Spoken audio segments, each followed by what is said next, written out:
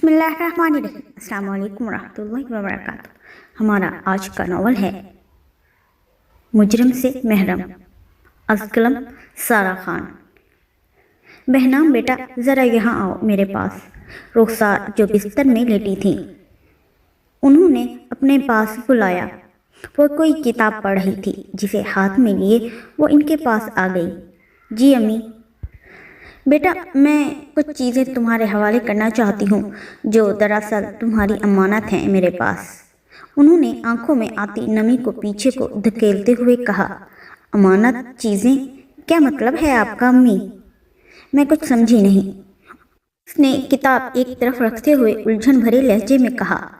اس کے birth certificate سے لے کر حسن کی چھوٹی بڑی چیز تھی، لیکن یہ سب تو میں جانتی ہوں امی۔ وہ چیزوں کو دیکھ کر کہنے لگی۔ ہاں انہوں نے ٹھنڈی آہ بھرتے ہوئے کہا، مگر اب انہیں تمہیں نے سنبھالنا ہے۔ انہوں نے کچھ توقف کے بعد کہا، بیٹا تم جانتی ہو نا کہ میں نے ہمیشہ تمہیں گدھوں سے بچا کر رکھا ہے۔ اس بار وہ آنسوؤں کے سیلابی ریلے پر کوئی بند نہ باندھ سکی۔ امی یہ بات میں بہت اچھی طرح سے جانتی ہوں۔ اس نے ان کے ہاتھ اپنے ہاتھوں میں لیتے ہوئے کہا۔ تو پھر تم یہ بھی جانتی ہوگی کہ میری اوقات اور حیثیت کیا ہے۔ انہوں نے نظریں جھکائے کہا، امی آخر ہوا کیا ہے؟ وہ پریشان ہو گئیں۔ مجھے اللہ تعالیٰ کے پاس جانا ہے اور میرے پاس زیادہ وقت نہیں ہے میری جان۔ مجھے اپنے ابو کے پاس دفن کروانا۔ انہوں نے اس کے آگے ہاتھ جوڑتے ہوئے کہا۔ امی وہ تڑپ اٹھی۔ جانتی ہوں کہ تم بہت اکیلی ہو جاؤ گی میری جان، لیکن فکر نہ کرو۔ پہلے میری وجہ سے تم اس زنداں میں قید تھی، لیکن اب ایسا نہیں ہوگا۔ اب تم یہاں سے آزاد ہو جاؤ گی انشاءاللہ، اور ایک انسان تمہیں یہاں سے آزاد کروائے گا انشاءاللہ۔ یہ ایک بے بس ماں کی دعا ہے۔ انہوں نے بہنام کی پیشانی چومتے ہوئے کہا، مجھے معاف کر دو بہنام، میں بہت بری ہوں۔ میں تمہیں اس زندان سے باہر نہیں لے جا سکی، مگر میں مجبور تھی میری جان۔ اگر میں دوسری دفعہ یہاں سے بھاگنے کی کوشش کرتی تو یہ درندے واقعی تمہیں گدھوں کے آگے ڈال دیتے۔ انہوں نے بے بسی کی انتہا پر کہا، امی مجھے آپ سے کوئی شکایت نہیں ہے۔ آپ نے یہاں اس طوائف خانے میں بھی مجھے سب کی گندی اور ناپاک نظروں سے ہمیشہ محفوظ ہی رکھا ہے۔ وہ ان کے ہاتھ چومتے ہوئے کہنے لگی، اور رخسار انہیں معافی مل چکی تھی، اس لیے ان کی روح کو سکون مل چکا تھا اور اب وہ کلمہ شہادت ادا کر رہی تھی۔ امی وہ کانپ گئی، مگر وہ کیا کر سکتی تھی؟ ارے یار زلیخ، واقعی اپنے پاکستان کی تو بات ہی الگ ہے۔ ارحم نے بریانی کا چمچہ منہ میں ڈالتے ہوئے کہا، ہاں یار یہاں کی لڑکیوں سے وہاں کی لڑکیوں کا بھلا کیا مقابلہ، اٹس نیچرل بیوٹی۔ زلیخ نے آنکھ مارتے ہوئے کہا، ذلیل کمینے، میں اپنے شمالی علاقے جات کی بات کر رہا ہوں، اور تم؟ اس نے غصے سے کہا۔ ہاں ہاں ہاں، اچھا میں سمجھا کہ تم لڑکیوں کو دیکھ کر کہہ رہا ہے۔ اس نے بڑی ڈٹھائی سے کہا، ویسے تو نے ابھی تک کسی پاکستانی لڑکی سے ملوایا نہیں۔ ارحم نے اس بات کا مزہ لیتے ہوئے کہا، ہاں ہاں ہاں، ابھی اتنی بھی کیا جلدی ہے میرے یار، پہلے تجھے اپنا پاکستان گھماتے ہیں، پھر لڑکیاں ہی لڑکیاں۔ زلیخ نے ایک بار پھر آنکھ مارتے ہوئے کہا، بس یار پورے 1 مہینے سے تو مجھے پاکستان ہی گھما رہا ہے، بس اب بہت گھوم پھر لیا، صرف 1 مہینہ رہتا ہے چھٹیاں ختم ہونے میں۔ ارحم نے ناگواری سے کہا، چل پھر آج رات ہی اپنے جگر کو وہاں لے جاتے ہیں۔ اس نے اس کے کندھے پر تھپکتے ہوئے کہا، بہنام میری جان پلیز کچھ کھا لو، دیکھو ورنہ رخسار کو تمہیں اس حالت میں دیکھ کر بہت تکلیف ہوگی۔ تارا جو اسے کچھ کھلانے پر بہت اصرار کر رہی تھی، رخسار کی بہت اچھی سہیلی تھی۔ رخسار کے مرنے کے بعد بہنام کی حالت بہت خراب ہو گئی تھی۔ آج رخسار کی موت کو 3 دن ہو چکے تھے اور بہنام کی حالت ابھی تک نہیں سنبھلی تھی، مگر اس نے کھانا کھا لیا تھا۔ رخسار کی مجبوری اور بے بسی سے تارا بہت اچھی طرح واقف تھی۔ حسن شادی کے بعد رخسار کو اپنے ساتھ لے کر تو گئے تھے، مگر شاید ان کی زندگی ہی کم تھی اور وہ شادی کے 4 ماہ بعد ہی اس دنیا سے چلے گئے تھے۔ رخسار اس وقت پریگننٹ تھی اور اس بات کا پتہ ان کی ماں کو نہیں تھا، مگر بہنام جب پیدا ہوئی اور ابھی وہ صرف 1 سال کی ہی تھی جب ترنم بیگم نے اسے اغوا کروایا۔ انہوں نے بہنام کو جان سے مارنے کی دھمکی دی تھی اگر رخسار نے ان کی بات نہ مانی تو۔ رخسار کے بہت زیادہ منت سماجت کرنے پر ان لوگوں نے اتنا کر دیا تھا کہ وہ اب صرف بیوٹیشن کا کام کرتی، اس سے زیادہ اور کچھ بھی نہیں۔ وہ ایک بیٹی کی ماں تھی، اگر وہ ان کی بات نہ مانتی تو وہ لوگ بہنام کے ساتھ کچھ بھی کر سکتے تھے، اور رخسار ان کو اس سے زیادہ اور کیا چاہیے تھا کہ وہ اور ان کی بیٹی ایک طوائف خانے میں رہتے ہوئے بھی ہوس کے ماروں کی گندی اور ناپاک نظروں سے محفوظ رہتی۔ بہنام نے ان کی کوششوں اور اپنی محنت سے BA پرائیویٹ میں کر لیا تھا۔ رخسار نے ایک دفعہ بہنام کو لے کر وہاں سے بھاگنے کی کوشش کی تھی، جس پر ان دونوں کو بہت بری طرح تشدد کا نشانہ بنایا گیا تھا، اور یہ ان لوگوں کی طرف سے پہلی اور آخری وارننگ تھی۔ اگلی بار کسی بھی ایسی کوشش پر وہ اور بہنام ایک دوسرے کو زندگی بھر دوبارہ نہ دیکھ پاتی۔ بہنام ہر چھوٹی بڑی بات سے مکمل طور پر آگاہ تھی۔ وہ اور بہنام وہاں سے بھاگنا چاہتی تھیں، مگر اس کی حالت بہت خراب تھی۔ اسے قطعاً یہ اندازہ نہیں تھا کہ رخسار کی موت پر وہ یوں زندہ لاش بن جائے گی، مگر یہاں بھی ایک مسئلہ تھا۔ اسے یہاں سے بھاگنا تو تھا ہی، مگر اکیلے نہیں، وہ اپنی ماں کی اکلوتی سہیلی تارا کو بھی ساتھ لے کر جانا چاہتی تھی۔ تارا کی مجبوری کی بھی ایک الگ داستان تھی۔ وہ کوئی اپنی خوشی سے نہیں آتا تھا، ہر ایک مجبوری میں ہی وہاں آتا تھا۔ وہ صرف اسے ہی دیکھتا رہا۔ وہ قسم کھا کر کہہ سکتا تھا کہ اس نے اس سے زیادہ خوبصورت لڑکی آج تک نہیں دیکھی تھی۔ وہ لڑکی اپنے لمبے سیاہ سلکی بالوں کو کنگھی کر رہی تھی۔ وہ مکمل طور پر اپنے آپ میں مگن تھی۔ اس کی بڑی بڑی سیاہ خوبصورت آنکھیں، گھنی پلکیں، لمبی پتلی ناک اور خوبصورت باریک و نازک گلابی ہونٹ تھے، مگر ایک بات بہت عجیب تھی۔ اس کے چہرے پر اتنی چمک اور خوبصورتی کے باوجود بھی اس کی آنکھوں میں کوئی درد تھا، کوئی گہری سوچ تھی جس میں وہ اس وقت مکمل طور پر کھوئی ہوئی تھی، اور شاید اسی سوچ کی وجہ سے ہی وہ ابھی تک اسے دیکھ نہیں سکی تھی، جو مکمل طور پر اسے ہی دیکھ رہا تھا، اور وہ اس کے دل کو تو اس وقت جیسے کسی نے مٹھی میں جکڑ لیا تھا۔ وہ سانس تک لینا بھول گیا تھا۔ وہ تو شاید اپنی دل کو دھڑکتا بھی محسوس نہیں کر پا رہا تھا۔ اگر حسن گرفتار کرتا ہے تو وہ اس وقت حسن کی قید میں آ چکا تھا۔ اگر کسی کو پہلی نظر میں محبت ہوتی ہے تو وہ قسم کھا کر کہہ سکتا تھا کہ وہ پہلی نظر کی محبت میں مبتلا ہو چکا تھا۔ اس کا دل بے اختیار چاہا کہ وہ فوراً اسے وہاں سے کسی ایسی جگہ لے جائے جہاں کوئی اور اسے نہ دیکھ سکے، مگر وہ وہاں کیا کر رہی تھی، اور اس کے چہرے پر کوئی ظاہری خوبصورتی تو نہیں تھی، اور اس بات کی گواہی اس کے چہرے پر موجود چمک بتا رہی تھی، اور وہ کوئی ایسی ویسی چمک ہرگز نہ تھی، وہ نور کی چمک تھی۔ ہاں، اسے اس بات کا 100% یقین تھا کہ اس کے چہرے پر نور تھا۔ اگلے ہی لمحے اس نے خود کو بے اختیار اس کے پاس جاتے پایا۔ ایکسکیوز می، ارحم نے اسے مخاطب کیا۔ بہنام اسے اپنے سامنے دیکھ کر چونکی۔ وہ یا کوئی اور بھی مرد اس جگہ، اس حصے میں بھلا کیسے آ سکتا تھا؟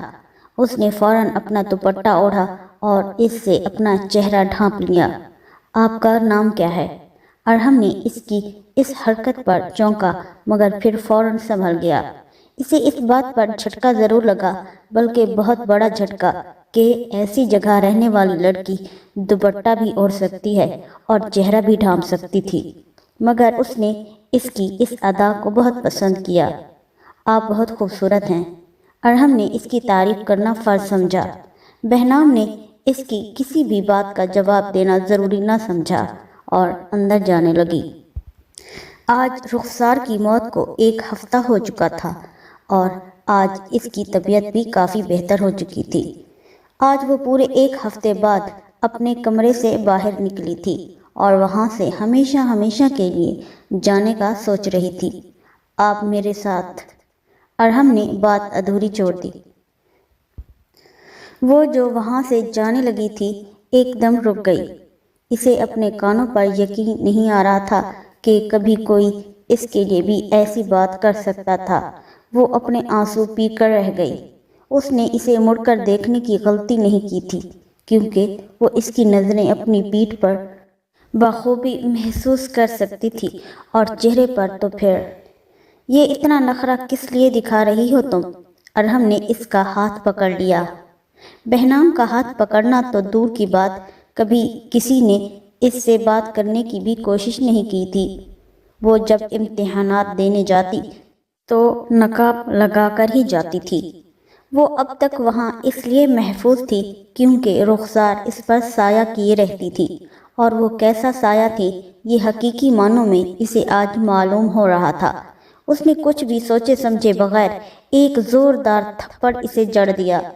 ارحم کو اس کی طرف سے اس تھپڑ کی ہرگز توقع نہیں تھی۔ وہ بہت شاکڈ رہ گیا۔ مجھ سے دور ہی رہو، بہنام نے خونخوار نظروں سے کہا۔ یہاں کی ہر لڑکی اپنی طرف آنے کی دعوت دیتی ہے اور تم، اس نے ایک کمینی مسکراہٹ کے ساتھ کہا۔ میں جاہلوں کی بات کا جواب دینا ضروری نہیں سمجھتی، اس نے خود پر بامشکل ضبط کر کے کہا۔ ارحم نے ایسا تو کچھ نہیں کیا تھا جو غیر متوقع ہوتا، وہ وہاں سے اسی لیے ہی آیا تھا۔ بہنام نے سچے دل سے وہاں سے فرار ہونے کی دعا کی تھی۔ اس تھپڑ کا جواب میں تمہیں بہت خوبصورت دوں گا، آج کی رات تم میرے ساتھ ہوگی، ارحم نے کمینگی کی حد پر اس کی آنکھوں میں دیکھ کر کہا، ایک خبیث مسکراہٹ کے ساتھ کہا۔ بھول ہے یہ تمہاری، اس نے ڈرتے دل مگر مضبوط لہجے کے ساتھ کہا، اور اگر ایسا ہوا تو اگلا پورا دن اور اگلی پوری رات بھی تم میرے ساتھ گزارو گی، اس نے اسے آفر کی۔ میں تمہاری زبان کھینچ لوں گی۔ بہنام نے اسے دوسرا تھپڑ مارنا چاہا مگر اس بار ارحم نے اس کا ہاتھ پکڑ لیا۔ تو ملتے ہیں ایک خوبصورت شام کو، ارحم نے اسے آنکھ مارتے ہوئے کہا۔ بکواس بند کرو اپنی، بہنام تڑپ اٹھی، مگر وہ اس کی بات سننے سے پہلے ہی آگے بڑھ گیا۔ ارحم آج دوسری بار وہاں آیا تھا، پہلی دفعہ 3-4 دن پہلے زلیخا کے ساتھ اور اب اکیلے۔ آج تارا وہاں نہیں تھی اور نہ ہی میڈم۔ رخسار نے مرتے وقت تمام تعلقات کا واسطہ دے کر میڈم سے وعدہ لیا تھا کہ وہ ان کی بیٹی کو بحفاظت یہاں سے آزاد کر دیں گی، اور وہ مان بھی گئی تھی۔ اس لیے اب قائم مقام میڈم نے ارحم کے اتنی بڑی رقم دینے کے بعد بہنام کو نیند کی گولیاں دے کر اسے ارحم کے حوالے کر دیا تھا۔ ارحم پہلے تو صرف 1 رات کا سوچ کر رہا تھا، مگر چونکہ بہنام نے تھپڑ مار کے اس کی انا کو زخمی کیا تھا، اسی لیے اب وہ اسے پورے 1 ہفتے کے لیے لے گیا۔ ارحم حاشر اپنے امیر کبیر باپ کی اکلوتی اولاد تھا، مگر وہ بگڑا اسی وجہ سے قطعاً نہیں تھا، اور اگر حاشر صاحب کو اپنے لاڈلے صاحبزادے کی کسی بھی ایسی ویسی حرکت کی ذرا بھی بھنک پڑ جاتی تو وہ اسی وقت اس کی ایسی چترول کرتے کہ وہ دوبارہ کبھی خواب میں بھی یہ سب کرنے کا سوچتا بھی نہ۔ مگر مسئلہ تو سارا یہی تھا کہ پچھلے کچھ سالوں سے وہ اتنے مصروف ہو گئے تھے کہ ارحم کو الگ وقت ہی نہیں دے پا رہے تھے۔ جب وہ فارغ ہوتے تو ارحم مصروف ہوتا، اور جب ارحم فارغ ہوتا تو وہ مصروف۔ ارحم کی زندگی کی کہانی کچھ یوں تھی کہ ان کے ماں باپ کی پسند کی شادی تھی، مگر ارحم ابھی صرف 5 سال کا تھا جب سبینہ کی موت ہو گئی تھی۔ ان کے گھر والے ان کی دوسری شادی پر اصرار کرتے رہے مگر وہ نہ مانے۔ ان لوگوں نے ارحم کی خاطر ہی دوسری شادی کر لینے کو کہا تو وہ اس بات پر غور کرنے لگے۔ پھر ان کے ایک دوست نے ایک دائی اماں کا بتایا جس سے سارا مسئلہ ہی حل ہو گیا۔ حلیمہ اماں انہی دوست کے بچوں کی دائیاں تھی اور اب وہ ارحم کی بھی دیکھ بھال کرنے لگی تھی۔ ارحم انہیں اماں کہتا اور حاشر صاحب کے بعد صرف انہی کی ہی بات مانتا تھا۔ انہوں نے ایک سگی ماں کی طرح ارحم کی دیکھ بھال کی اور تربیت کی تھی۔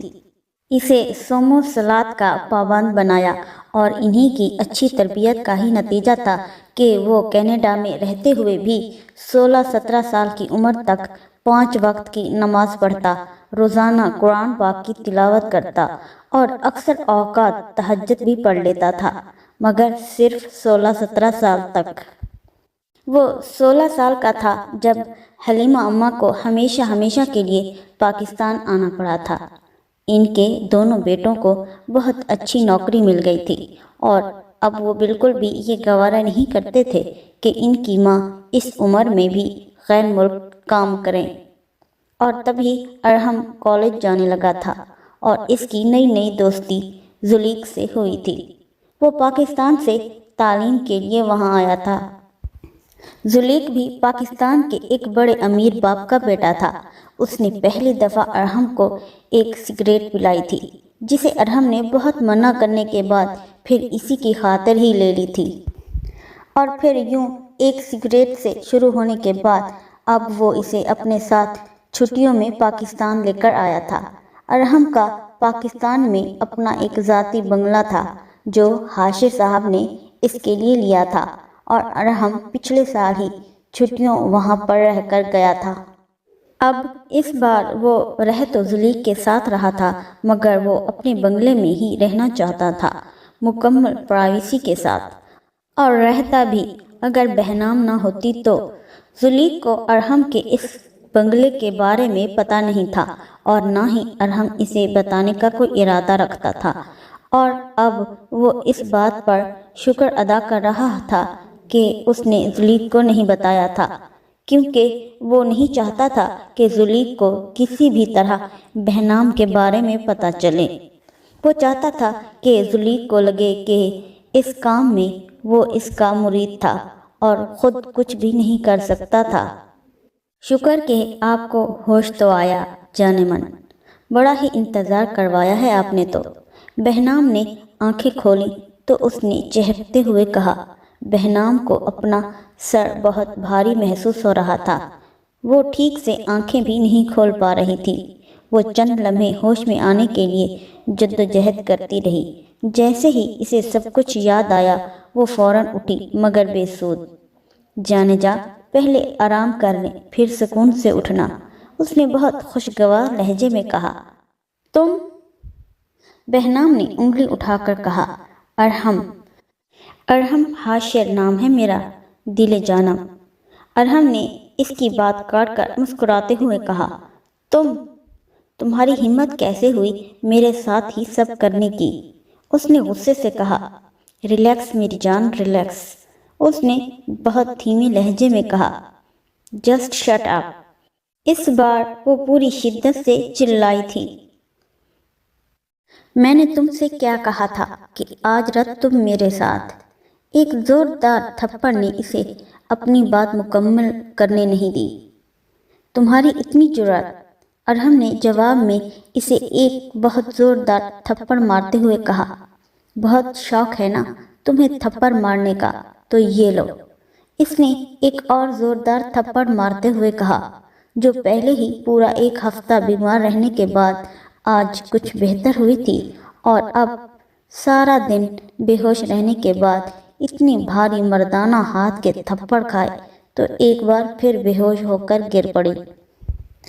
جہنم میں جاؤ میری بلا سے، وہ غصے سے کہتا کمرے سے باہر چلا گیا۔ اگلے روز وہ دن چڑھے وہاں سے چلا گیا۔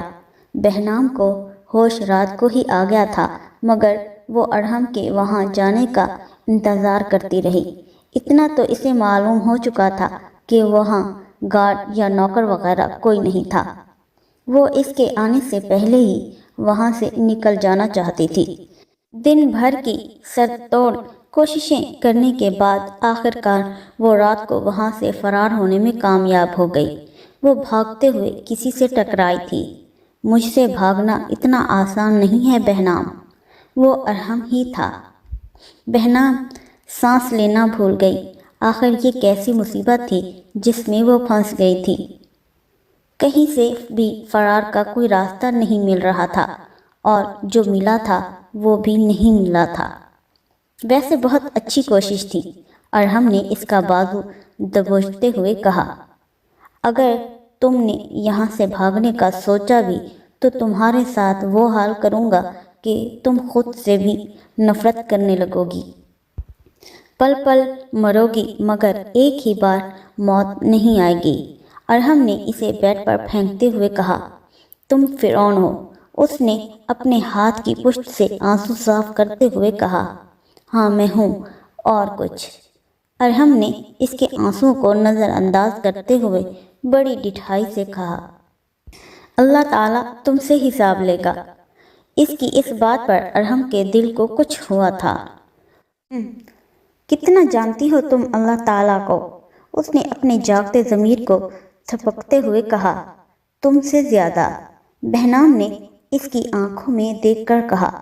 ایک طوائف کا اللہ تعالیٰ سے کیا تعلق؟ اس نے مذاق اڑانے والے انداز میں کہا۔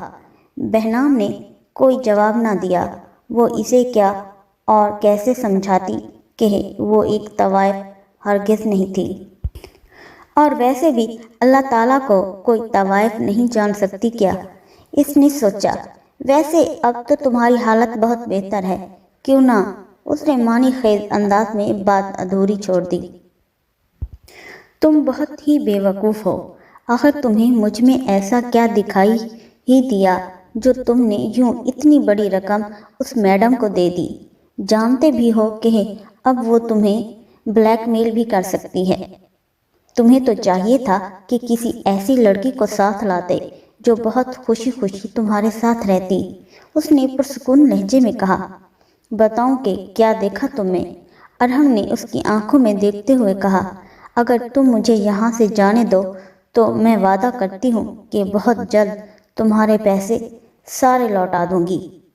بہنام نے کس خوش فہمی کے تحت کہا تھا یہ وہ خود بھی نہیں جانتی تھی، اور رقم کا تو اس کے فرشتوں کو بھی نہیں پتا تھا، اور اگر وہ جان لیتی کہ وہ کتنے لاکھ دے چکا ہے تو ہاں ہاں ہاں، تم اگر میری بات مانو تو میں صرف تمہیں اس کی دوگنی رقم دوں گا جتنی اس میڈم کو دی۔ ارحم نے اس کا مذاق اڑاتے ہوئے کہا۔ بہنام نے جواب میں خاموشی اختیار کی۔ یار، آخر مسئلہ کیا ہے تمہارے ساتھ؟ تم میرے ساتھ آخر کیوں نہیں رہنا چاہتی؟ پورے 1 ہفتے کی پیمنٹ کی ہے میں نے، اس نے بیزاری سے کہا۔ میں تمہاری یہ گھٹیا خواہش کبھی پوری نہیں کروں گی، سمجھے تم؟ وہ چلائی تھی۔ پر کوئی احسان نہیں کر رہی ہو تم، مفت میں لے کر نہیں آیا ہوں میں تمہیں، سمجھی تم؟ اور صرف آج کی رات معاف کر رہا ہوں، کل رات میرے کہنے سے پہلے ہی تیار رہنا، ورنہ میں زبردستی بھی کر سکتا ہوں، سمجھی تم؟ یہ کہہ کر وہ چلا گیا۔ کھانا کھا لو، کل سے کچھ نہیں کھایا تم نے۔ تھوڑی ہی دیر بعد وہ ہاتھ میں کھانا لے آیا۔ تمہارا دیا کھانا کھانے سے بہتر ہے کہ میں زہر کھا لوں، اس نے نفرت سے کہا۔ ابھی اتنی بھی کیا جلدی ہے مرنے کی؟ پہلے میری قیمت ادا کر لو، پھر سکون سے مرنا، اس نے بہنام کی ٹھوڑی اپنے ہاتھ میں جکڑتے ہوئے کہا۔ وہ آنسو پی کر رہ گئی۔ اگلے دن وہ صبح سویرے ہی باہر چلا گیا۔ اس کے جانے کے بعد بہنام کچن میں گئی۔ کھانا رکھا تھا، اس نے گرم کر کے کھا لیا۔ پیٹ میں کچھ جانے سے اس کی حالت بہتر ہوئی تو اس نے پورے گھر کا بہت اچھی طرح جائزہ لیا۔ گھر زیادہ بڑا نہیں تھا مگر بہت خوبصورتی سے بنایا گیا تھا، لیکن اس وقت اس کی حالت بہت خراب لگ رہی تھی۔ ہر طرف دھول مٹی تھی۔ بہنام نے چند لمحے سوچنے کے بعد پورے گھر کی صفائی کرنا شروع کر دی۔ 2-2.5 گھنٹوں میں سارا گھر لون سمیت چمک رہا تھا۔ اس کے بعد وہ نہانے چلی گئی، مگر اس کے پاس صرف ایک ہی جوڑا تھا جو اس نے پہن رکھا تھا۔ اس نے دوبارہ وہی پہن لیا۔ صفائی کے دوران ہی اس نے ایک کمرے میں قرآن پاک رکھا دیکھا تھا۔ اس نے وضو کر کے قرآن پاک کی تلاوت شروع کر دی۔ ظہر کی نماز پڑھنے کے بعد وہ دوبارہ تلاوت کرنے لگی۔ عصر کے وقت اس نے قرآن پاک رکھ دیا تھا۔ نماز پڑھنے کے بعد وہ لون میں آ کر ٹہلنے لگی۔ 2 دن سے دل و دماغ پر جو بوجھ تھا اب وہ مکمل طور پر غائب ہو چکا تھا۔ وہ بہت پرسکون ہو گئی تھی۔ مغرب کے وقت وہ اندر چلی گئی۔ نماز پڑھنے کے بعد اس نے ٹی وی آن کر لیا۔ اسے بہت تھکاوٹ ہونے لگی تو عشاء پڑھنے کے بعد فوراً سو گئی۔ ارحم ابھی تک نہیں آیا تھا۔ رات کو وہ بہت دیر سے آیا اور فوراً بہنام کے کمرے کی طرف چڑھ پڑا۔ وہ پرسکون سو رہی تھی۔ بہنام ارحم نے اسے آواز دی، کھانا کھا لو۔ ارحم نے کہا تو وہ آنکھیں ملتی ہوئی اٹھ بیٹھی۔ تم میرے قریب بھی مت آنا۔ اسے بیڈ سائڈ پر بیٹھے دیکھ کر وہ فوراً سمٹی تھی۔ چلو تمہیں یاد تو ہے کہ کل میں نے کیا کہا تھا؟ چلو شاباش، اب تیار ہو جاؤ۔ ویسے بھی ہر وقت سوئی ہی رہتی ہو۔ ارحم نے اسے یوں حواس باختہ دیکھ کر مسکراہٹ دبائے کہا، دور رہو مجھ سے۔ اس نے فوراً بیڈ سے اٹھتے ہوئے کہا، کہاں چلیں؟ ارحم نے اس کا ہاتھ پکڑ لیا۔ ہاتھ چھوڑو میرا، بہنام نے غصے سے کہا اور دوسرے ہاتھ سے اپنا ہاتھ چھڑوانے کی بھی کوشش کرتی رہی۔ ارحم نے اس کا دوسرا ہاتھ بھی پکڑ لیا اور اسے بیڈ پر دھکیل کر خود اس پر جھک گیا۔ بہنام نے فوراً اپنی آنکھیں میچ لیں اور گردن دوسری طرف موڑ لی۔ پہلے اپنی شکل تو درست کر لو۔ میں نے آج تک کبھی کسی کے ساتھ زبردستی نہیں کی، اور کیونکہ میں نے تمہاری پیمنٹ کی ہے اس لیے تم بھی اپنی مرضی سے خوشی خوشی میرے ساتھ رہو۔ ارحم نے اس کی بد آنکھوں کو دیکھ کر نفرت سے کہا اور فوراً اس سے الگ ہوا۔ میں تمہیں زندگی بھر معاف نہیں کروں گی۔ تم نے میری روح کو تار تار کیا ہے۔ تم ظالم ہو، تم فرعون ہو۔ اس نے اپنا دوپٹہ اوڑھ کر اپنے آنسو صاف کرتے ہوئے کہا، باقی سب کے ساتھ تو باخوشی رہ لیتی ہوگی تم، تو پھر میرے ساتھ رہنے میں آخر کیا مسئلہ ہے تمہیں؟ اس نے بیزاری سے کہا، بکواس بند کرو اپنی، ظالم انسان۔ وہ اس پر بھوکی شیرنی کی طرح جھپٹی۔ ارحم کو اس کی اس حرکت پر بہت غصہ آیا۔ اس نے ایک زوردار تھپڑ اسے جڑ دیا۔ وہ فوراً بیڈ پر ڈھیسے گئی۔ وہ دروازہ زور سے بند کرتا چلا گیا۔ اگلے دن وہ دیر سے اٹھا اور گھر پر پہلی نظر پڑتے ہی اسے آئی تبدیلی کا احساس ہوا اور زیر لب مسکراتے ہوئے پورے گھر کا جائزہ لینے لگا۔ واو! اس کے منہ سے بے اختیار ہی نکلا، واقعی بڑے ہی کمال کی ہو تم بہنام۔ وہ زیر لب بڑبڑایا۔ اچانک اسے بھوک محسوس ہونے لگی تو وہ کچن میں چلا گیا۔ کھانا دیکھتے ہی اسے فوراً بہنام کا خیال آیا۔ وہ کھانا گرم کر کے اسی کے کمرے میں لے گیا۔ بہنام! اس نے کھانا ایک طرف رکھتے ہوئے اسے آواز دی جو ابھی تک سو رہی تھی۔ بہنام! اس نے ایک مرتبہ پھر اسے آواز دی مگر دوسری طرف مکمل خاموشی تھی۔ اچھا یار، کل کے تھپڑ کے لیے سوری، اس نے اس کے لیے کھانا نکالتے ہوئے کہا، مگر بہنام نے تو جیسے نہ بولنے کی قسم کھا رکھی تھی۔ کیا ہے یار، اب اٹھ بھی جاؤ۔ وہ اس سے ایسے بات کر رہا تھا جیسے وہ اس کی بہترین دوست ہو اور اس وقت اس سے ناراض ہو۔ بہنام! ارحم نے اس کا ہاتھ ہلایا تو دنگ رہ گیا۔ او مائی گاڈ! اس نے بے اختیار ہی کہا۔ اتنا تیز بخار؟ ارحم نے اس کا ماتھا چیک کرتے ہوئے کہا۔ بہنام پلیز آنکھیں کھولو۔ اس نے بہت پریشانی سے کہا، تم مجھ سے دور رہو۔ اس نے بامشکل آنکھیں کھولتے ہوئے کہا، نہیں آ رہا میں تمہارے قریب، تم تو کسی مصیبت کی طرح ہو یار۔ اس نے ناگواری سے کہا، کھانا کیوں نہیں کھایا تم نے؟ اور یہ کس نے تم سے کہا کہ پورے گھر کی صفائی کرو؟ اس نے برہمی کا اظہار کرتے ہوئے کہا۔ بہنام سے بات کرنا مشکل ہو رہا تھا، اس لیے اس نے کوئی جواب نہ دیا۔ ارحم اس کی حالت سے بہت پریشان ہو رہا تھا۔ وہ فوراً کوئی ٹیبلٹ وغیرہ لے آیا۔ پلیز یہ ٹیبلٹ کھا لو، مگر اس سے پہلے تھوڑا سا ناشتہ کر لو۔ وہ جلدی سے اس کے لیے جوس اور سلائس لے آیا۔ بہنام نے اس کی کسی بھی بات کا کوئی جواب نہ دیا۔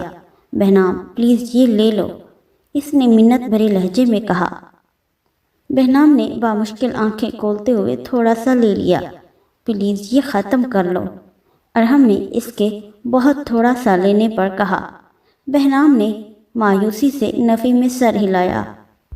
اچھا یہ ٹیبلٹ لے لو، اور نے اسے ٹیبلٹ اور پانی کا گلاس پکڑاتے ہوئے کہا۔ بہنام نے خاموشی سے لے لیا۔ اگر کسی اور چیز کی ضرورت ہو تو مجھے بتا دینا، ارحم نے اس پر کمبل درست کرتے ہوئے کہا۔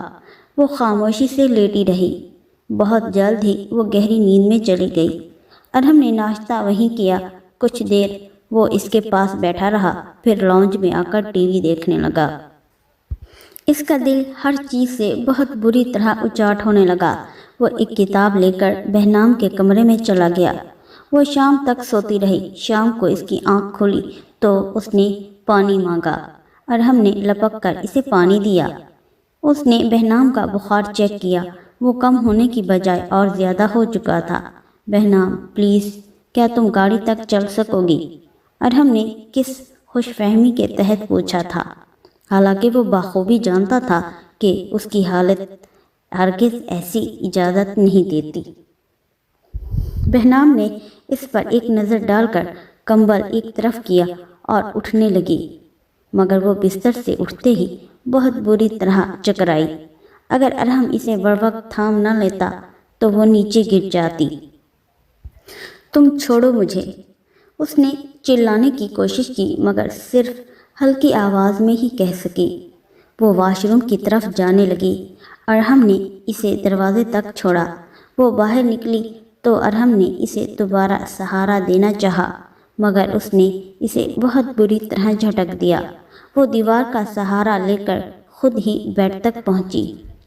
میں ڈاکٹر کو لینے جا رہا ہوں، وہ کہہ کر باہر جانے لگا۔ کیا تعارف کرواؤ گے میرا؟ اس نے نفرت سے کہا۔ ارحم کے قدم تھم گئے۔ واقعی وہ کیا تعارف کرواتا؟ تو پھر تم خود ہی ٹھیک ہو جاؤ، ارحم نے اس کی طرف پلٹتے ہوئے کہا۔ کیوں؟ تمہیں کیوں فکر ہو رہی ہے میری؟ او اچھا، اپنے پیسوں کے ضائع ہونے کا دکھ ہو رہا ہے نا؟ اس نے گلاس میں پانی ڈالا تھا مگر در حقیقت اس نے ارحم پر پانی ڈالا تھا۔ اگر میں ہاں کہوں تو؟ ارحم نے اس کی آنکھوں میں دیکھتے ہوئے کہا۔ بہنام نے کوئی جواب نہ دیا۔ وہ چپ چاپ بستر میں لیٹ گئی۔ اگلے 3 دن وہ بیمار ہی رہی۔ وہ نیند میں ہوتی تو دوائی وغیرہ لے لیتی، ورنہ اس سے بات ہی نہ کرتی۔ ارحم کو اس کی بیماری بہت بری طرح پریشان کر رہی تھی۔ اس کا بخار اترنے کا نام ہی نہیں لے رہا تھا۔ وہ ڈاکٹر کو لے آیا تھا۔ آپ کی کیا لگتی ہیں یہ؟ ڈاکٹر نے پہلے دن پوچھا تھا۔ بیوی، اس نے ایک لمحہ سوچنے کے بعد کہا تھا۔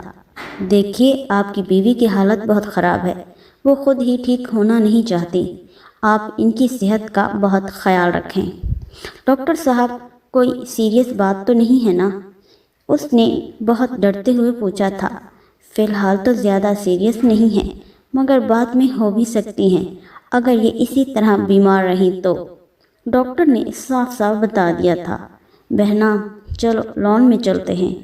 آج اس کا بخار ہلکا ہوا تو اسے کھانا دینے کے بعد ارحم نے کہا، دیکھو پلیز تم بس ایک بار ٹھیک ہو جاؤ تو میں خود تمہیں واپس چھوڑ آؤں گا، ارحم نے اسے مناتے ہوئے کہا۔ وعدہ؟ اس نے بچوں کی طرح بہت معصومیت سے پوچھا۔ ایک دم پکا وعدہ، ارحم نے مسکراتے ہوئے کہا۔ کچھ دیر وہاں بیٹھے رہے، پھر ارحم نے کہا، پلیز اب تھوڑی دیر چل بھی لو۔ وہ خاموشی سے چلنے لگی۔ ارحم نے چلنے میں اس کی مدد کرنا چاہی مگر وہ خود ہی چلتی رہی۔ اب پلیز تم ذرا چینج کر لو، کپڑے تمہاری الماری میں رکھے ہیں۔ وہ کل ہی اس کے لیے کچھ جوڑے لے کر آیا تھا۔ اگلے دن بہنام کی حالت کافی سنبھل چکی تھی۔ ارحم کسی کام سے باہر گیا تھا۔ جب وہ واپس آیا تو وہ لان میں ٹہل رہی تھی۔ ماشاءاللہ بھائی، آج تو کمال ہو گیا، پھر تو مجھے پہلے ہی دن باہر چلے جانا چاہیے تھا، اس نے گاڑی سے نکلتے ہی مسکراتے ہوئے کہا۔ بہنام نے کوئی جواب نہ دیا۔ وہ ہاتھ میں کچھ چوپڑ لیے اندر چلا گیا۔ چلو آؤ پھل کھاؤ۔ کچھ دیر بعد وہ پھل ٹرے میں لیے باہر آیا۔ بہنام نے اب کوئی بھی جواب نہ دیا، وہ بس خاموشی سے ٹہلتی رہی، ایسے جیسے وہ وہاں بالکل اکیلی ہو۔ بہنام، ارحم نے اسے آواز دی مگر پھر بھی اس نے کوئی جواب نہ دیا۔ کچھ بات کرنی ہے تم سے، ارحم نے اس کے پاس جا کر کہا۔ وہ چند لمحے اسے دیکھتی رہی، پھر اس کے ساتھ آ کر بیٹھ گئی۔ ارحم نے بیٹھنے پر اس نے ارحم کی طرف دیکھا جیسے بات کرنے کا اشارہ ہو۔ پہلے یہ سیب کھا لو پھر بات کرتے ہیں۔ اس نے سیب کاٹ کر اسے پکڑائے۔ بہنام نے خاموشی سے ایک نظر اس پر ڈال کر سیب کا ایک ٹکڑا لے لیا۔ چند ٹکڑے لینے کے بعد اس نے ارحم کی طرف ایسے دیکھا جیسے بات کرنے کا واضح اشارہ ہو۔ میں نکاح کرنا چاہتا ہوں تم سے۔ چند لمحے سوچنے کے بعد اس نے بہنام کی آنکھوں میں دیکھ کر کہا۔ بہنام کے چہرے پر ناگواری کے واضح تاثرات تھے۔ میں اپنی غلطی پر بہت شرمندہ ہوں، اس نے نظریں جھکائے کہا، اس لیے کفارہ ادا کرنا چاہتا ہوں۔ کچھ توقف کے بعد اس نے ٹھنڈی آہ بھرتے ہوئے کہا، پیسوں سے تم میرے قریب نہیں آ سکے تو اب نکاح کو ہتھیار بنانا چاہتے ہو۔ ویسے اب تک اور کتنوں کا کفارہ ادا کیا ہے؟ اس نے ارحم کی آنکھوں میں دیکھتے ہوئے حقارت سے کہا، اگر تم نکاح جیسے مقدس رشتے کو ہتھیار بنانا چاہتے ہو تب بھی تم میرے قریب نہیں آ سکو گے، یہ بات تم یاد رکھنا۔ اس نے انگلی اٹھا کر کہا، تیار ہو جاؤ، کچھ ہی دیر میں نکاح خواں اور گواہ آ جائیں گے۔ ارحم نے اس کی طرف دیکھے بغیر کہا۔ ارحم کی اس بات پر تو بہنام کو جیسے سانپ سونگھ گیا۔ کیا وہ واقعی اس سے نکاح کرنا چاہ رہا ہے؟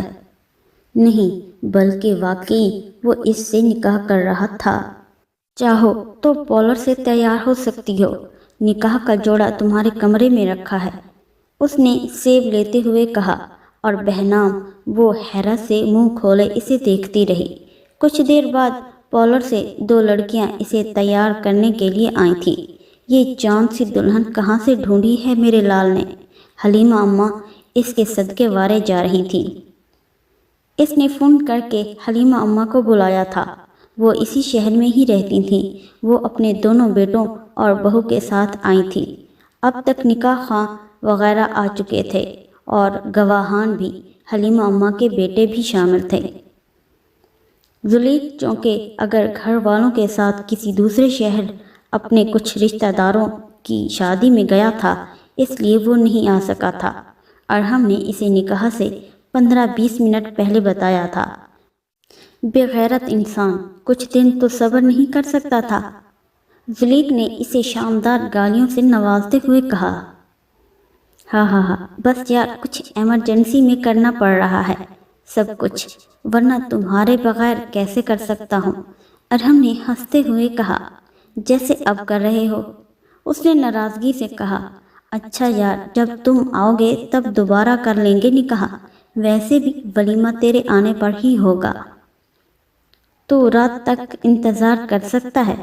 اس نے فوراً آنے کا فیصلہ کرتے ہوئے کہا، یار میں تو تیرے لیے 1 سال تک بھی انتظار کر سکتا ہوں، مگر مہمان چلے جائیں گے اور پھر اس طرح انہیں بہت برا بھی لگے گا۔ ارحم نے افسوس سے کہا، کیسے مہمان؟ یار کچھ رشتہ دار ہیں، پھر انہوں نے جانا بھی ہے ابھی۔ ارحم نے اسے بہنام کے بارے میں یہی بتایا تھا کہ وہ اس کی کوئی دور کی رشتہ دار تھی جس سے اسے پہلی ہی نظر میں محبت ہو گئی تھی، اور اب وہ اس سے نکاح کر رہا تھا۔ بلکہ اس نے سب کو یہی بتایا تھا اور بہنام کو بھی یہی کچھ سمجھا دیا تھا۔ چل پھر ٹھیک ہے یار، جیسے تیری مرضی، زلیخا نے مایوسی سے فون بند کرتے ہوئے کہا۔ کھانا کھانے کے بعد باقی لوگ چلے گئے تھے۔ کچھ دیر مزید رکنے کے بعد حلیمہ اماں بھی چلی گئی تھیں۔ انہوں نے اپنی بہو کے ساتھ مل کر ارحم کا کمرہ بہت اچھی طرح سجا دیا تھا۔ انہیں رخصت کرنے کے بعد ارحم واک کر کے اندر آیا تو وہ روایتی دلہنوں کی طرح بیٹھی تھی، جس طرح حلیمہ اماں اور ان کی بہو اسے بٹھا کر گئے تھے۔ بہنام، ارحم نے اس کا گھونگھٹ اٹھایا تھا۔ اس نے ایک نظر دیکھنا بھی گوارا نہیں کیا تھا۔ وہ ابھی تک گھونگھٹ میں کیوں بیٹھی تھی وہ یہ نہیں جانتی تھی، مگر ارحم کے گھونگھٹ اٹھانے پر اسے بہت تکلیف ہوئی تھی۔ پہلے تو وہ اسے یہاں لے کر آیا تھا اور اب اس کی زندگی کا اتنا اہم ترین فیصلہ بھی اسی نے ہی کر لیا تھا، تو اگر بہنام اس سے نفرت محسوس نہ کرتی تو اور کیا کرتی؟ اس نے کبھی اپنی شادی کے بارے میں نہیں سوچا تھا اور نہ ہی وہ کسی میں انٹرسٹڈ تھی، مگر پھر بھی یہ اس کی زندگی کا اہم ترین فیصلہ تھا، اور بھلا کوئی اور کیسے اس پر اپنی مرضی مسلط کر سکتا تھا؟ ارحم نے اس کا ہاتھ اپنے ہاتھوں میں لے لیا۔ نکاح جیسے عظیم رشتے کو ہتھیار بنانے میں تم کامیاب ہو گئے ہو۔ واہ ارحم ہاشر، واہ بھائی، آپ کی تو داد دینی پڑے گی۔ اس نے اپنا ہاتھ اس کے ہاتھ سے تقریباً کھینچتے ہوئے کہا۔ بہنام پلیز مجھے معاف کر دو، صرف ایک بار پلیز۔ ارحم نے اب کی بار اس کا ہاتھ نہیں پکڑا تھا۔ بہنام ایک حقارت بھری نظر اس پر ڈال کر بیڈ سے اتر گئی تھی۔ وہ چینج کرنے کے لیے جانے لگی، مگر واش روم کے دروازے پر رک کر اس کی طرف مڑے بغیر کہا، تم نے میری روح کو تار تار کیا ہے ارحم ہاشر، اور اب تم چاہتے ہو کہ میں اپنی زخمی اور لہولہان روح کے ساتھ تمہارے ساتھ ایک نئی زندگی شروع کروں؟ تم اپنی زندگی گزار سکتے ہو، مگر مجھے اپنے ساتھ گھسیٹنے کی کوشش مت کرنا۔ وہ کہہ کر رکی نہیں تھی۔ ارحم بیڈ پر پڑی پھولوں کی پتیاں ہاتھ میں لے کر دیکھنے لگا۔ وہ یہ پھول اور ان کی تمام خوشبوئیں بہنام پر نچھاور کرنا چاہتا تھا۔ کاش وہ پہلے دن ہی اسے نکاح کا پیغام دے دیتا، مگر کاش کہ یہی کاش ہی کاش نہ ہوتا۔ کاش۔ کچھ دیر بعد واش روم کا دروازہ کھلا تو وہ اپنے حواسوں میں واپس آیا۔ اس نے فوراً پتیاں بیڈ پر گرا دی۔ بہنام تکیہ لے کر صوفے کی طرف چلی گئی۔ پلیز تم بیڈ پر سو جاؤ، میں صوفے پر سو لوں گا، ارحم نے فوراً کہا تھا، مگر بہنام نے اس کی بات سنی انسنی کر دی اور صوفے پر لیٹ گئی۔ وہ تھوڑی دیر خاموشی سے اسے دیکھتا رہا، پھر چینج کرنے چلا گیا۔ جب وہ واپس آیا تو بہنام صوفے پر نہیں تھی اور نہ ہی بیڈ پر، بلکہ وہ تو پورے کمرے میں ہی نہیں تھی۔ وہ خاموشی سے صوفے پر لیٹ گیا۔ چند منٹ بعد کمرے کا دروازہ کھلا اور وہ اندر آئی تو ہاتھ میں پانی کا جگ تھا۔ وہ جگ سائڈ ٹیبل پر رکھ کر صوفے کی طرف بڑھی تو اس کے قدم تھم گئے۔ وہ اسے صوفے پر دیکھ کر غصہ ہوئی، مگر پھر یہ خیال آنے پر کہ اس کا گھر تو نہیں تھا، خاموشی سے بیڈ پر لیٹ گئی۔ صبح اس کی آنکھ اذان کی آواز پر کھلی تھی۔ وہ اٹھ کر نماز پڑھنے لگی۔ نماز کے بعد وہ دوسرے کمرے میں قرآن پاک لے آئی اور تلاوت کرنے لگی۔ ارحم اس کی تلاوت کے دوران ہی جاگ گیا تھا۔ اس نے دوسرے کمرے میں جا کر نماز پڑھی۔ دراصل وہ اپنے پروردگار پاک کے آگے اپنے دل کا بوجھ ہلکا کرنا چاہتا تھا، اور اس نے ایسا ہی کیا تھا۔ تلاوت کے بعد وہ ورزش کے لیے نکل گیا۔ پچھلے کچھ دنوں سے اس کی ورزش صحیح سے ہو ہی نہیں پا رہی تھی، خاص طور پر جب سے بہنام بیمار ہوئی تھی۔ وہ واپس آیا تو بہنام ناشتہ کر چکی تھی۔ دونوں نے بہت خاموشی سے ناشتہ کیا تھا۔ میں کینیڈا جا رہا ہوں، ایک ہفتے بعد ارحم نے ٹی وی دیکھتے ہوئے کہا۔ بہنام نے کوئی جواب نہ دیا۔ اس کی بلا سے وہ بھاڑ میں جائے۔ حلیمہ اماں آ کر رہیں گی تمہارے ساتھ۔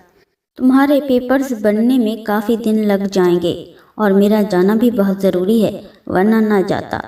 اسے بہنام سے جواب کی امید بھی نہیں تھی، اس لیے وہ خود ہی بتاتا گیا، تم چاہو تو MA پرائیویٹ بھی کر سکتی ہو، ورنہ یونیورسٹی جوائن کر لو۔ اس کی اس بات پر بہنام کو جھٹکا لگا تھا۔ وہ بھلا یہ بات کیسے جانتا تھا کہ اس نے MA ہی کرنا تھا؟ وہ حیرت سے اسے دیکھنے لگی۔ تمہیں کیسے؟ وہ بے اختیار اس سے پوچھنے لگی، مگر ارحم نے اس کی بات کاٹ دی۔ سب کچھ جانتا ہوں میں تمہارے بارے میں، اور ہاں چاہو تو تارا آنٹی کو بھی بلوا سکتی ہو یہاں رہنے کے لیے۔ ان کا ایڈریس اور کانٹیکٹ نمبر دراز میں رکھے ہیں، اور تمہارے سارے ڈاکومنٹس بھی۔ ارحم نے ٹی وی پر نظریں جمائے یوں کہا جیسے وہ اسے کوئی خبر پڑھ کر سنا رہا ہو، لیکن بہنام نے حیرت زدہ ہو کر ایک بار پھر کچھ کہنا چاہا، مگر اس بار بھی ارحم نے اسے کچھ بولنے نہ دیا۔ شوہر ہوں تمہارا میری جان، اتنا تو حق بنتا ہے نا میرا۔ اس نے ٹی وی سے نظریں ہٹا کر اس کے چہرے کو اپنی نظروں کے حصار میں لیتے ہوئے کہا۔ بہنام کو اس کی نظروں سے الجھن ہونے لگی تو وہ اٹھنے لگی، تو ارحم نے اسے مخاطب کیا، یار پلیز اب ایک کپ چائے پلا دو۔ کینیڈا میں اتنی اچھی چائے کہاں ملے گی؟ وہ اس سے جتنا دور ہوتی ارحم اس کے اتنا قریب ہو جاتا۔ وہ بات نہ کرتی اور وہ بار بار اسے مخاطب کرتا۔ وہ اس کے لیے چائے لے کر آئی۔ صرف ایک کپ؟ اس نے حیرانی سے کہا۔ صرف تم نے پینی ہے تو ظاہر ہے ایک کپ ہی ہوگا، اور ویسے بھی تم نے خود ہی کہا تھا ایک کپ تو اس نے ناراضی سے کہا، میرا مطلب تم اپنے لیے نہیں لائی۔ اس نے کپ میز پر رکھتے ہوئے کہا، میں نے نہیں پینی۔ اس نے ریموٹ اٹھاتے ہوئے رکھائی سے کہا، اچھا۔ اس نے مایوسی سے کہا، چلو تیار ہو جاؤ، شاپنگ پر چلتے ہیں۔ چائے پینے کے بعد اس نے کہا، تم چلے جاؤ۔ بہنام نے اس کی طرف دیکھے بغیر کہا۔ ارحم کو بہت دکھ ہوا، مگر وہ خاموش رہا۔ 1 ماہ بعد وہ کینیڈا چلا گیا۔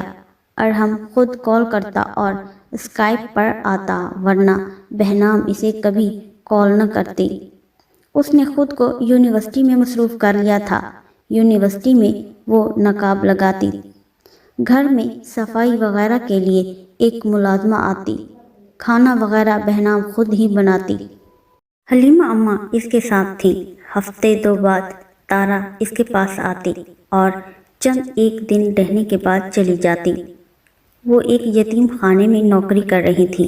جس دن ارحم بہنام کو یہاں لایا تھا اس دن وہ وہی تھی۔ وہ اگلے دن واپس آئی تھی اور بہنام کے بارے میں پتہ چلنے پر انہوں نے اپنا سر پیٹ لیا تھا۔ وہ اسے اس جہنم میں اکیلا چھوڑ کر آخر گئی ہی کیوں تھی؟ بہت زیادہ منتیں کرنے پر اس قائم مقام میڈم نے انہیں ارحم کا کانٹیکٹ نمبر دے دیا تھا۔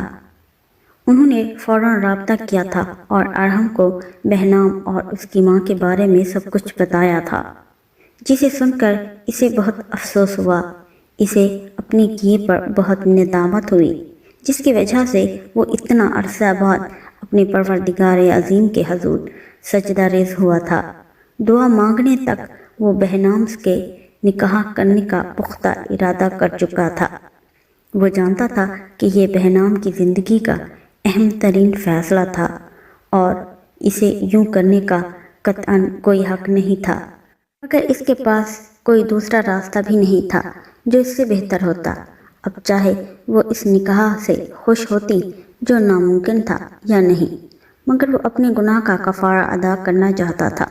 بیٹا، کون سی ایسی عورت ہے جو امیر و کبیر گھرانے سے اور اپنی خوشی سے یہاں آتی ہے، اور کون سا ایسا مرد ہے جو مجبوری اور غربت پہ یہاں آتا ہے؟ عورت کو اس کی مجبوری یہاں لاتی ہے اور مرد کو اس کی امیری۔ تارا نے ایک ٹھنڈی آہ بھرتے ہوئے کہا۔ اگر مرد اپنی ہوس پوری کرنے کی بجائے وہاں کی عورت کو اپنے نکاح میں لے لے تو شاید یہ جرم اگر ختم نہ بھی ہو تو کسی حد تک کم ہو جائے گا۔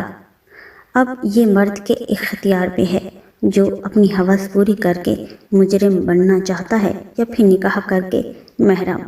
بظاہر تو مجرم اور محرم میں صرف ایک نقطے کا ہی فرق ہے، لیکن در حقیقت یہ زندگی اور موت کا سا فرق ہے۔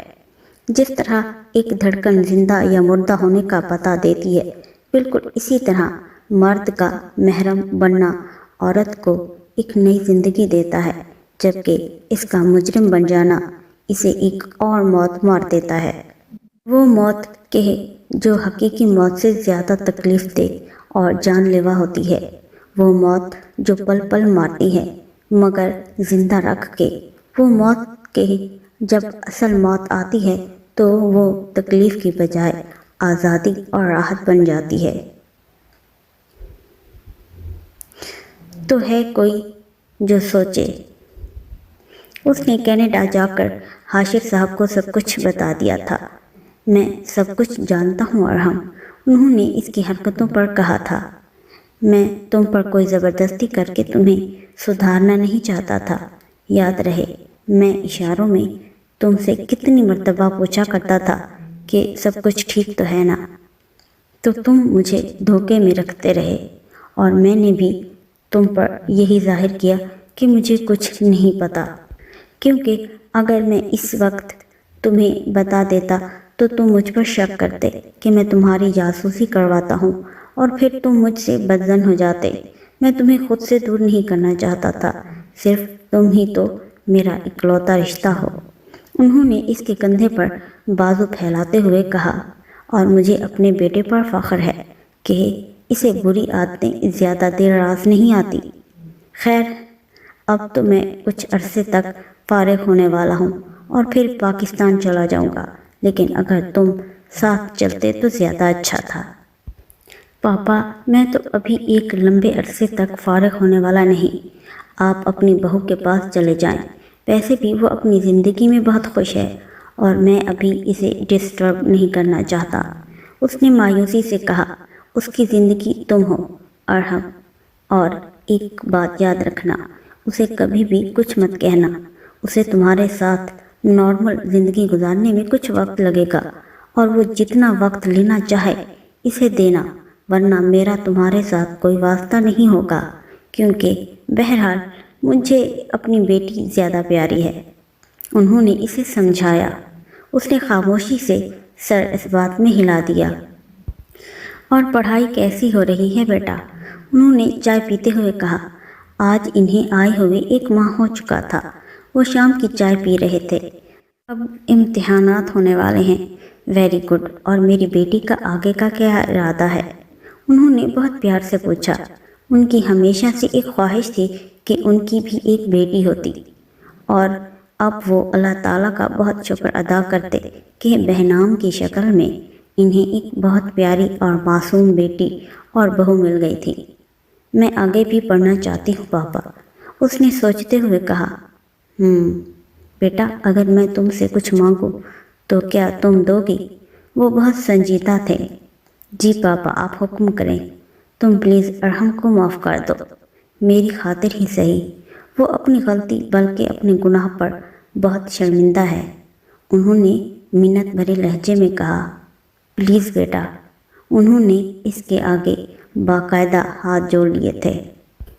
پاپا، وہ اٹھ کر ان کے قدموں میں جا بیٹھی۔ پاپا، یہ کیا کہہ رہے ہیں آپ؟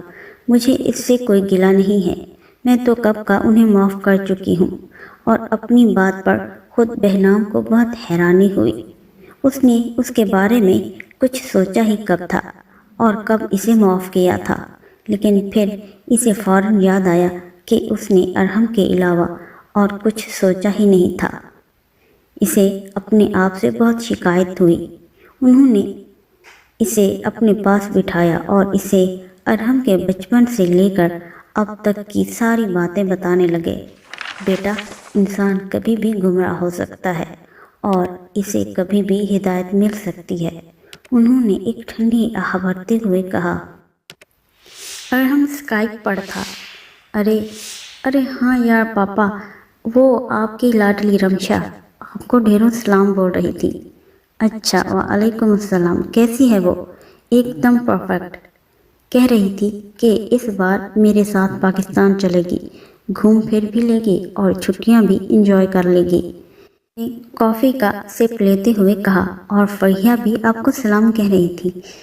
اس نے ایک بار اور بآواز سپ لیتے ہوئے کہا، وعلیکم السلام۔ انہوں نے مسکراتے ہوئے کہا، کہتی ہے انکل نے اچھا نہیں کیا، وہاں جا کر تو مجھے بھول ہی گئے۔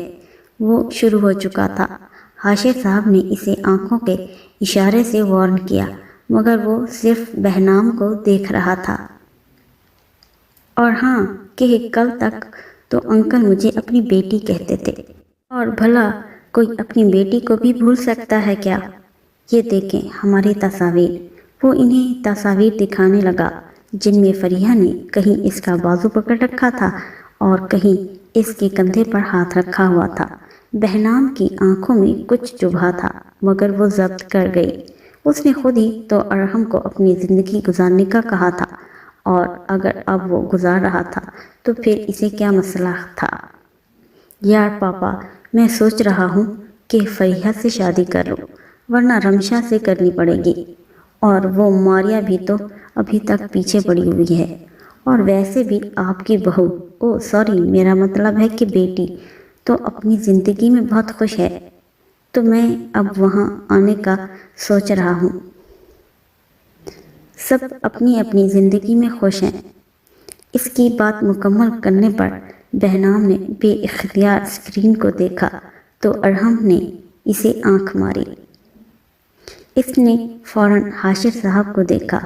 شکر کہ وہ اپنے موبائل پہ مصروف تھے اور انہوں نے ارحم کی یہ حرکت نہیں دیکھی تھی۔ کیوں بہنام صاحبہ، صحیح کہہ رہا ہوں نا؟ اس نے مسکراتے ہوئے عام انداز میں پوچھا تھا، مگر بہنام کو واضح طنز لگا تھا۔ ہاں، تو کیا بکواس کر رہے تھے تم؟ وہ اسے دیکھ نہیں مگر سن تو رہے تھے نا، بس یہی اپنی شادی کی بات۔ اس نے ابھی بھی بہنام کو دیکھتے ہوئے کہا، پاپا میں آپ کے لیے چائے لاتی ہوں۔ وہ فوراً اٹھ گئی۔ بے غیرت انسان، رلا دیا نا میری بیٹی کو۔ انہوں نے اسے ڈانٹا اور پھر بہنام کو بلانے لگے، مگر اس نے کوئی جواب نہ دیا۔ ہاں، اچھا ہے نا، ہم بھی تو دیکھیں کہ وہ ہمارے لیے کتنا جیلس ہوتی ہے اوروں سے۔ اس نے انہیں آنکھ ماری، بے شرم انسان۔ انہوں نے پیار سے اسے ڈانٹا۔ بہنام کے امتحانات ختم ہونے کے بعد وہ اور حاشر صاحب سیر و تفریح کے لیے روزانہ کہیں نہ کہیں چلے جاتے اور ڈھیروں تحائف لے کر اکثر یتیم خانے بھی چلے جاتے۔ دیکھو بہنام میری جان، مرد چاہے کتنا بھی برا کیوں نہ ہو، وہ پھر بھی مرد ہے، اور عورت چاہے کتنی بھی پاک دامن کیوں نہ ہو، وہ پھر بھی عورت ہے۔ مرد کا معاشرہ ہے، اور اگر عورت کے لیے اس کا گھر ہے تو معاشرہ ہے، اور اگر گھر نہیں ہے تو معاشرہ بھی نہیں ہے۔ مرد اگر اپنی عورت سے محبت کرتا ہے تو یہ کوئی معمولی بات نہیں، اور اگر عورت اپنے مرد کے علاوہ کسی اور کی طرف دیکھتی ہے تو یہ کوئی چھوٹا گناہ نہیں ہے۔ وہ عورت بہت خوش نصیب ہوتی ہے جو اپنے مرد کی محبت میں ہو، اور اس سے زیادہ خوش قسمتی کی بات اس محبت کو برقرار رکھنا ہوتا ہے۔ مرد کی فطرت میں ہے کہ وہ کبھی ایک چیز پر قائم نہیں رہتا، اور عورت کی فطرت ہے کہ وہ ایک شے کے علاوہ کسی دوسری کی طرف نہیں جا سکتی۔ اگر مرد کو اس کی عورت بدلے محبت کے محبت نہ دے تو یہ اس کی انا کا مسئلہ بن جاتا ہے، اور اگر مرد عورت کو اس کی محبت کا بدلہ نہ دے تو یہ اس کے لیے روگ بن جاتا ہے۔ ایک گھر، ایک مثالی گھر اور خاندان تبھی بنتا ہے جب مرد اور عورت دونوں ایک دوسرے کی محبت کا خیال رکھیں، ایک دوسرے کی قدر کریں، ایک دوسرے کو اس کے ہونے کا احساس دلائیں، ورنہ چار بچے ہونے کے بعد بھی دونوں میں انڈرسٹینڈنگ نہیں ہوتی۔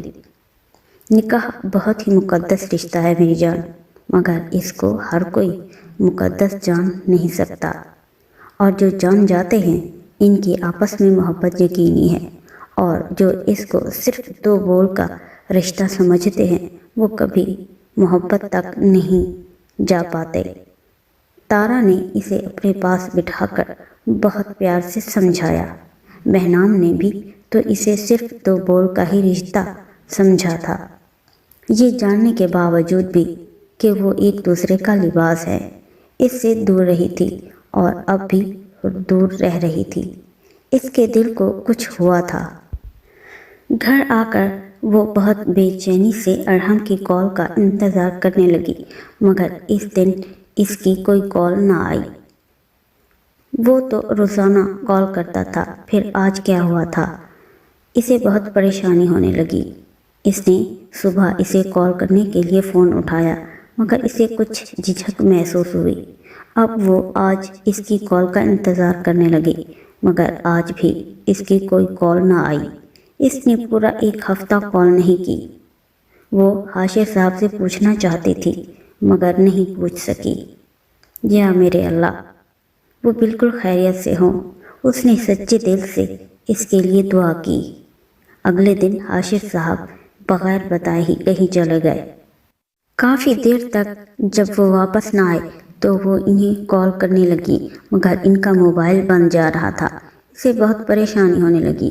ایک تو پہلے ہی وہ ارحم کی وجہ سے بہت پریشان تھی، اور اب حاشر صاحب بھی وہ ہلکان ہونے لگی۔ بہت بوجھل دل کے ساتھ وہ رات کا کھانا بنانے لگی۔ 8:30 بجے وہ کھانا کھا لیتے تھے، مگر اب تو 10 ہو چکے تھے۔ اس کی جان نکلی جا رہی تھی۔ 10:30 بجے گاڑی کے اندر آنے کی آواز آئی۔ اس نے سکھ کا سانس لیا کہ حاشر صاحب ہوں گے۔ وہ فوراً باہر نکلی۔ شکر ہے آپ آ گئے پاپا، میں بہت پریشان ہو رہی تھی، اس دن نکلتے ہی ایک سانس میں کہا تھا، مگر وہ اگلا سانس نہیں لے سکی تھی۔ بیٹا ہم لوگ تمہیں سرپرائز دینا چاہتے تھے۔ میں نے اسے بہت کہا کہ کال تو کر لو کم از کم، مگر اس بدتمیز نے کہا کہ کچھ دن تمہیں تنگ کرنا اس کا حق ہے، اور آج مجھے بھی کال نہیں کرنے دی۔ انہوں نے بہت پیار سے اس کے سر پر ہاتھ رکھتے ہوئے کہا، السلام علیکم۔ بہنام نے نظریں جھکائے اسے سلام کیا۔ وعلیکم السلام۔ اس نے بہنام کے چہرے کو اپنی نظروں کے حصار میں لیتے ہوئے کہا، چلو بھائی اب تم فریش ہو کر آ جاؤ، کھانا ہم لوگ تمہیں کچھ دے دیں گے، آخر کو تم ہمارے مہمان جو ٹھہرے۔ انہوں نے اس کا کندھا تھپکتے ہوئے کہا، مہمان؟ وہ صدمے سے تقریباً چلایا تھا۔ ہاں، انہوں نے سادگی سے کندھے اچکائے۔ پاپا میں کھانا لگاتی ہوں۔ وہ یہ کہہ کر جانے لگی تو انہوں نے کہا، رکو بیٹا، پہلے اس مہمان کو کمرہ دکھا دو، ورنہ یہ بیچارہ پتہ نہیں کہاں چلا جائے۔ انہوں نے مسکراہٹ دبائے ہوئے کہا، میں فریش ہو کر آتا ہوں۔ یہ کہہ کر وہ اپنے کمرے میں چلے گئے۔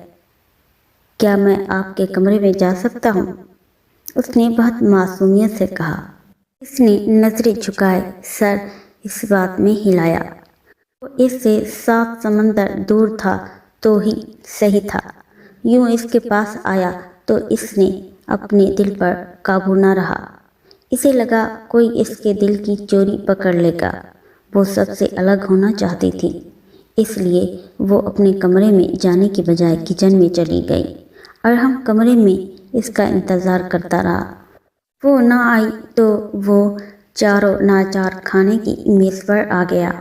لو بھائی ہمارے مہمان صاحب دیکھ لو، ہم تو روزانہ کے کھانے میں اتنا اچھا اور مزیدار کھانا کھاتے ہیں، ورنہ ہم مہمانوں کی بہت خاطر تواضع والے لوگ ہیں، آخر کو ہم پاکستانی جو ٹھہرے۔ انہوں نے مسکراتے ہوئے کہا۔ وہ اور ارحم ہلکی پھلکی گفتگو کرتے رہے۔ بہنام حاشر صاحب کو باتوں کا ہاں ہوں میں جواب دیتی، ورنہ وہ زیادہ تر خاموش ہی رہی تھی۔ کھانے کے بعد کچھ دیر مزید وہ یوں ہی باتیں کرتے رہے، پھر دودھ پی کر وہ سونے کے لیے چلے گئے۔ ارحم بھی دودھ پینے کے بعد اپنے کمرے میں چلا گیا۔ وہ کچن میں کام سمیٹتی رہی۔ وہ جان بوجھ کر سست روی سے کام کرتی رہی۔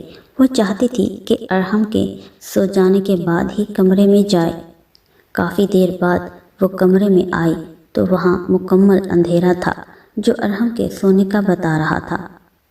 اس نے سکھ کا سانس لیا اور اپنی سائیڈ پر لیٹ گئی۔ ابھی تک ناراض ہو مجھ سے؟ ارحم نے اس کا ہاتھ پکڑ کر کہا۔ وہ سانس لینا بھول گئی۔ تم مجھے صرف ایک موقع دے سکتی ہو اپنی غلطی سدھارنے کا۔